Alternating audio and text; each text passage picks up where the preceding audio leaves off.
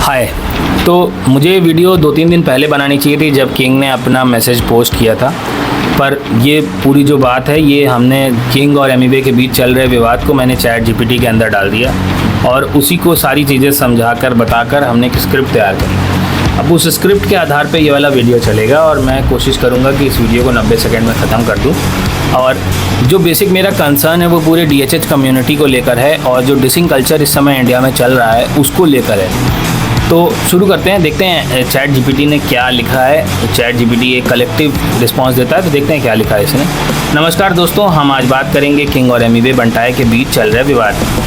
King जो अपने motivational गानों और कभी ना हार मानने की मैसेज के लिए जाने जाते हैं ने एमिवे को उकसाया। देखिए, बात करें तो उनके इंटरव्यू में उन्होंने साफ साफ कहा कि मैं सिंपली एड्रेस कर रहा था, पर उस गानों में बहुत हार्ड वर्ड्स यूज़ करे गए और माँ बहन की गालियाँ भी उसमें इन्वॉल्व हैं। तो भले आप नॉर्मली एड्रेस कर रहे हो, पर अगर उसके साथ आप माँ बहन की गालियाँ भी इंक्लूड कर रहे हैं, आपने अलग सेक्शन बनाया हुआ है, एमसी स्टैंड को भी इंक्लूड किया हुआ है साथ में, तो ये एक सही तरीका नहीं था एड्रेस करने का। उसके अगर जिस तरीके से आपको एमिवे ने पहले सॉन्ग निकाला और उसके पहले आपने इंटरव्यू दिया, तो नॉर्मली टोन में था। एमिवे का सॉन्ग भी बहुत हार्ड नहीं था, पर आपका सॉन्ग जो आपके एल्बम में था एफ वर्ड दे से, ये उस तरीके से नहीं था जिस तरीके से उसे सॉन्ग को होना चाहिए था। जिस तरीके से एड्रेसल की बात आप कर रहे हैं वीडियो में, जितने हल्के से बात कर रहे हैं उतने हल्के लायक वो सॉन्ग नहीं था। एक तरीके से आपने उकसाया। आपने एक बार भी नहीं सोचा होगा कि एमिवे किस स्टेट में है, किस माइंडसेट में है, क्या काम में इन्वॉल्व है, क्या उनकी प्रायोरिटीज़ है। आपने सॉन्ग रिलीज़ कर दिया, आपको पता था ये एल्बम आएगी, उसके बाद आप पॉडकास्ट में भी जाके उनके बारे में बात कर रहे हैं। आप एमिवे का नेचर जान रहे थे कि वो किस तरीके से रिस्पॉन्ड करता है चीज़ों को, ठीक है, लेकिन वो खुद अपने शब्दों पर खरे उतरे। आप अपने खुद शब्दों पर खरे उतरे, आपने उकसाया एमिवे को, एक तरीके से बात बोलने के बाद आपने अपना ट्रैक निकाला। ट्रैक में भी हार्ड थे आप और एमसी स्टैंड भी बहुत हार्ड थे, कोई ऐसा वो नहीं था कि बहुत सॉफ्ट रहे हो।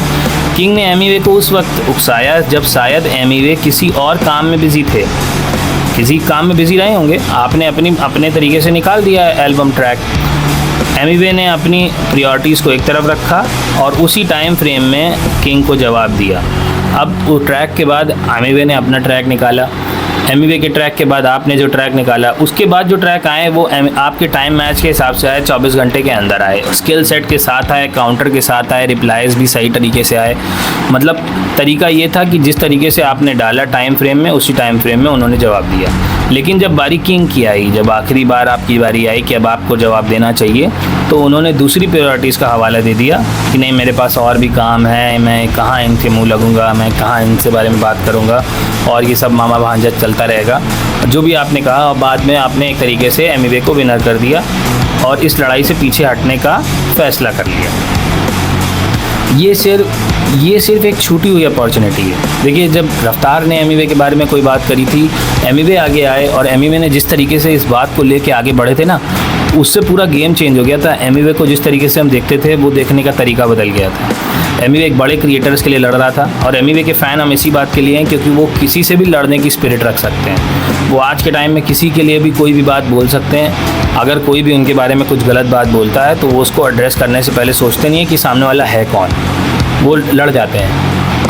आपको भी लगा इंडिपेंडेंट के बारे में बात हो रही है तो आपने अपना स्टैंड लिया, तो आपको अंत तक बने रहना चाहिए था। बल्कि इससे किंग की इमेज को भी नुकसान हुआ। अब आपकी ये अपॉर्चुनिटी छूट गई। अगर आपके पास मौका था, आप इंडिपेंडेंट कौवे नाम से उन्होंने आखिरी ट्रैक निकाला, आप कौवे से कितनी सारी चीज़ें बना सकते थे। कौवे को विटी बता सकते थे, पानी वाली कहानी से रिलेट कर सकते थे, कौवे के दिमाग के ऊपर जा सकते थे। उन्होंने आपको डबल स्लैंग मारने की कोशिश करी, आप कुछ भी कर सकते थे। आपके पास बहुत ओपन अपॉर्चुनिटीज़ थी। और किस बात की किंगशिप, आपके पास इतना बड़ा क्लैन है, इतना बड़ा फ़ैन बेस है, सब लोग इतने आपके साथ लगे हैं, आप फ्रेम बना रहे हैं, फ़ोटो खिंचा रहे हैं, लेकिन वो लोग अगर आपके साथ इस समय नहीं आ सकते, आपकी हेल्प नहीं कर सकते, तो किंग्स क्लैन किस काम का है। आप किंग बता रहे हैं अपने आप को, आपका नेचर है कि आप घुटने नहीं टेकेंगे, मर जाएंगे, तो इसका मतलब तो आपको उस पॉइंट पे रहना चाहिए था ना। या तो ये सारी चीज़ें एक मार्केटिंग गिमिक हैं, या तो केवल एक लोगों को उकसा कर अपने पास लाने का तरीका है। तो इससे आपकी इमेज को तो नुकसान हुआ है क्योंकि लोगों को कुछ चीज़ें साफ दिखाई पड़ने लगी हैं। अगर आपने किसी को चैलेंज किया है तो आपको लड़ाई को अंजाम तक ले जाना चाहिए। यहाँ सिर्फ बात किंग और एमिवे की नहीं है, ये पूरे डीएचएच कम्युनिटी की बात है। यहाँ ये ट्रेंड कि पहले विवाद शुरू करो और फिर पीछे हट जाओ जब कोई और प्रायोरिटीज़ आ जाएँ। तो DTH में पहले भी देखा गया है। अब किंग सर रफ्तार के कितने कनेक्टेड हैं, रफ्तार पाजी के सब लोग जान रहे हैं। रफ्तार पाजी किस तरीके से किंग के कनेक्टेड हैं वो सब लोग जान रहे हैं। रफ्तार ने भी एमिवे को, जिस समय एमिवे ने पहले डिस निकाला तो रफ्तार ने भी अपना डिस निकाला, पर इवेंचुअली बैक ऑफ रफ्तार ही करे, ठीक है। तो उन्होंने भी एक ट्रेंड सेट कर दिया जो उनके मेंटर ने, किंग ने फॉलो कर लिया। अब किंग के भी जो आर्टिस्ट को किंग लेके आगे आएंगे वो भी यही सब काम करेंगे और वो भी इसी तरह करेंगे। लड़ाई शुरू करेंगे, फिर उसे ऐसे ही ख़त्म किया जाएगा जैसे लड़ाई का कोई मतलब ही नहीं था, ये तो इंगेजमेंट के लिए कर रहे थे। अगर ये ट्रेंड जारी रहा तो आने वाले समय में दूसरे कलाकार भी इसी पर चलेंगे, विवाद शुरू करेंगे, दूसरों को डिस करेंगे और फिर पीछे हट जाएंगे। ये DHH की आने वाली पीढ़ी के लिए एक गलत मिसाल बन सकता है। एक फ़ैन के तौर पर मैं दोनों एमिवे और किंग दोनों का फ़ैन था, दोनों का सम्मान करता हूँ, लेकिन इस विवाद के बाद किंग के प्रति मेरा नज़रिया पूरी तरह से चेंज हो गया है। किंग ने इस पूरे विवाद में सोशल मीडिया जैसे इंस्टाग्राम का इस्तेमाल किया, जबकि आपका काम गाना बनाना था। ये सब मार्केटिंग गिमिक्स में पढ़ने का कुछ लोड था ही नहीं। आप अपने आप को अगर इंडिपेंडेंट नहीं कहते तो आपके पास ये सब चीज़ों में विवाद पढ़ने का था ही नहीं। आपको गाने रिलीज़ करने थे, जैसे वेस्टर्न कल्चर में होते हैं, आप गाने रिलीज़ करिए, गानों के थ्रू जो करते बने करिए। लेकिन आपने पूरा सेटअप किया कि किस तरीके से हम इस चीज़ को आगे ले जाएंगे, किस चीज़ से कैसे करेंगे, कैसे एक नया अकाउंट बनाएंगे कि मेन अकाउंट पे कोई हार्म ना पहुँचे। और इंस्टाग्राम का इस्तेमाल किया अपने फ़ायदे के लिए, नए अकाउंट्स बनाए और सब कुछ किया जो कर सकते थे आप अपने प्रॉफिट के लिए, अपने चीज़ों के लिए। लेकिन जिस समय बात आई कि अब हमें आगे और लड़ना है तो आप पीछे हट गए। लेकिन जब लड़ाई आने की तब आपने अपनी हार मान ली, उनको विनर बना दिया। DHH में ऐसा कोई स्टैंडर्ड नहीं है कि कोई चीज़ ताक पे रखी हो कि यार कुछ हमने डिस किया है, अगर इसको हमने रिप्लाई नहीं दिया तो मेरा कुछ लॉस हो जाएगा। तो इसको करना बहुत आसान है। आप आराम से किसी को भी डिस करें, आप आराम से बैक ऑफ कर गए, कोई कुछ बोलने वाला नहीं है। 10-15 दिन में लोग आराम से भूल जाएंगे इस बात को और दोनों सब देखने लगेंगे। पर इससे आपने जो फ़ायदा उठाने की कोशिश करी, जो एमिवे बंटाया ने अपनी इमेज को प्रोटेक्ट करने की कोशिश करी, आपने उनको आराम से बेवकूफ़ बता दिया। पर कोई बंदा अपने लिए स्टैंड ले रहा है, इससे ज़्यादा कोई बात हो ही नहीं सकती। इंडिपेंडेंट लेबल सब बाद में आता है, पर आपने जिससे पैसा ले रखा है आपको उसको भी जवाब देना है। फिर अगर आप इस लड़ाई को शुरू करते हैं तो आपको अंजाम तक ले जाने की भी जिम्मेदारी आपकी थी। मेरे हिसाब से तो किंग को या तो गाना बनाते बनाते जान दे देनी चाहिए थी अपनी, घुटने नहीं टेकता वो। लास्ट में गाना का अंत होना चाहिए था एमिवे के साइड से, लेकिन एंड हुआ उन्हीं की साइड से जिन्होंने ये सारी चीज़ें शुरू करी। एमिवे किसी भी इंटरव्यू में आपके बारे में कुछ भी नहीं बोले, लेकिन फिर भी आपका डिस आया तो वो अपने सारी चीज़ों को किनारे रख के आपके ऊपर फोकस करके सारे डिस का रिप्लाई देते चले गए। तो आप लेकिन अपना ब्रेक लगा दिए। आपके इंटरव्यू में ही पता चला कि सितंबर में आपको घूमने जाना है, तो आपने प्रायोरिटी पे उसको रख दिया। आपके शोज़ हैं तो आपने प्रायोरिटी को उस पर रख दिया। एमिवे के शोज़ नहीं होंगे, एमिवे को घूमने नहीं जाना होगा, लेकिन आपने इन सारी चीज़ों के बारे में ध्यान नहीं दिया। अगर आप नहीं लड़ना चाहते तो शुरुआत ही क्यों करें? यदि आपने गलती से किसी को उकसा दिया है, आपको ऐसा लगता है कि मेरी वजह से कोई बात को हार्म हो गया है, तो आप उस बात को, चीज़ों को सुलझाइए, उनके साथ इंस्टाग्राम लाइव पे आइए या एक वीडियो कॉन्फ्रेंस करके चीज़ों को क्लियर करिए, ना कि इस तरह की लड़ाई को ख़त्म करने के बाद आगे बढ़ानी चाहिए। ये पहली बार नहीं है कि ऐसा उलझन को सुलझने वाला बात किया जा रहा हो। एमिवे और डिवाइन के बीच भी मिसअंडरस्टैंडिंग्स हुई, उन्होंने भी अपने मिसअंडरस्टैंडिंग को क्लियर किया और सब जानते हैं एमिवे का भी पोटेंशियल और डिवाइन का भी पोटेंशियल।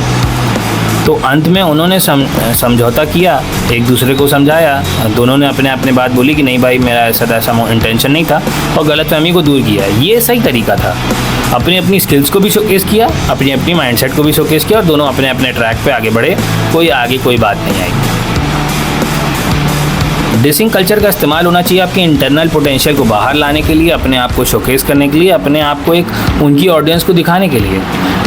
कई सारे लोग एमिवे को रफ्तार के डिस के बाद जानना शुरू किए, पर उसके बाद से वो लॉयल फैन बेस बन गए उनके, क्योंकि एमिवे ने वो शोकेस करके दिखाया। रफ्तार हुआ गिरफ्तार, भाई गाना पूरा रट गया लोगों को 1-2 बार सुनने के बाद। मेरा कहने का मतलब ये नहीं कि वो गलत चीज़ें इस्तेमाल करते हैं, गाने में स्लैंग है, DHH में सब चलता है, सब होमीज़ हैं। पर बात इस चीज़ की है कि अगर आप इन चीज़ों पर बैक ऑफ कर रहे हैं तो वो चीज़ ठीक नहीं है। आप अपनी आर्ट के स्किल सेट को पीछे लेके जा रहे हैं और जो बातें एमी वे बोल दिए उसको आपने सच मान लिया एक तरीके से। बल्कि ये कलाकारों के बीच की कला को, डिसिंग कल्चर का इस्तेमाल कलाकारों के बीच की कला को उभारने का एक ज़रिया होना चाहिए। तो दोस्तों, अगर आप किसी लड़ाई को आगे स्टार्ट करते हैं, शुरू करते हैं, तो उसे अंजाम तक ले जाने की हिम्मत रखें और अगर चीज़ें सुलझ सकती हैं तो उनको सुलझाइए, नहीं सुलझ सकती तो एक वीडियो कॉन्फ्रेंस के थ्रू पूरी बात को क्लियर करिए। किंग ने जिस तरीके से लड़ाई को ख़त्म किया वो सही तरीका नहीं था। हमें ऐसा लगता है कि उन्हें अपने आर्ट के थ्रू, अपनी स्किल सेट के थ्रू इस बात को प्रूव करना चाहिए था, इस बात को एंड स्टेटमेंट में पिरोना चाहिए था। नहीं कर सकते थे तो एमी वे के साथ उन्हें अपनी गलतफहमियां दूर करनी चाहिए ताकि DHH कम्युनिटी को एक सही मिसाल कायम हो सके, एक सही तरीके से एक बात को स्टैंडर्ड पे फिक्स करा जा सके। अब क्या है कि किंग को देखने का नज़रिया पूरी तरह से बदल गया। एमी वे आज भी एमी वे को जिस तरीके से, अगर कहते हैं एमी वे की कोई इज्जत नहीं करता, हम DHH में एमी वे की बहुत रिस्पेक्ट करते हैं और एमी वे में कई सारे लोग एमी वे को रिस्पेक्ट करते हैं। पर इन सब चीज़ों की वजह से जो लोग हैं, बाकी के जो लोग डिसरिस्पेक्ट करते हैं वो बढ़ जाते हैं, क्योंकि देखो किंग बहुत बड़ा आदमी बन गया, उन्होंने बड़े किनारे कर दिया उसको, रफ्तार ने भी किनारे कर दिया, कोई उनके मुँह नहीं लगता। ये सब पॉइंट्स नहीं होने चाहिए थे। एमी वे ने अपने स्किल सेट के हिसाब से जवाब दिया, आपके टोन, आपके ट्वर्क, आपके कोहेरेट के हिसाब से जवाब दिया, आप जिस तरह से गाने की स्टाइल लिखे थे आपको उस तरह से जवाब दिया। तो ये एक बहुत अच्छा स्किल सेट है शोकेस करने का, इस पर क्रिटिसिज्म वाली बात होनी नहीं चाहिए, लेकिन ये एक अफसोसजनक बात है। खैर, आप दोनों लोग से मुझे लगता है कि मैंने अपने पॉइंट को क्लियर कर दिया है। उम्मीद करते हैं आपको ये वीडियो समझ में आया होगा। अपने व्यूज़ कमेंट सेक्शन में रखिए, देखते हैं क्या किया जा सकता है आगे। Thank you.